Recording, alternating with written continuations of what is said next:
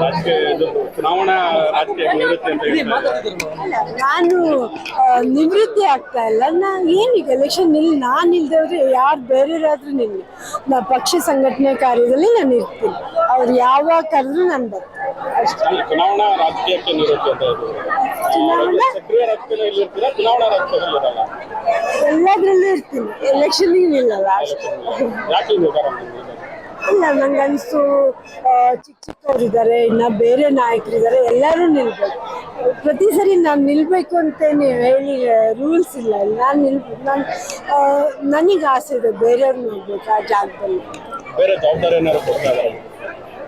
ಇಲ್ಲ, ಯಾವ ಜಾಗದಿಂದ ನಾನು ಎಕ್ಸ್ಪೆಕ್ಟೇಷನ್ ಇಟ್ಕೊಂಡಿಲ್ಲ, ಏನು.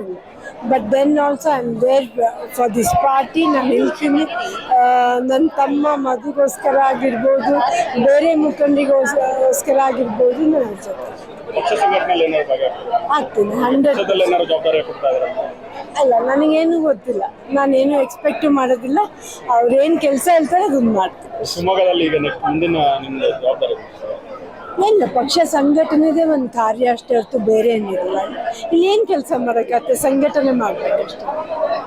ಅದು ಇಟ್ ಇಸ್ ವೆರಿ ಇಂಪಾರ್ಟೆಂಟ್.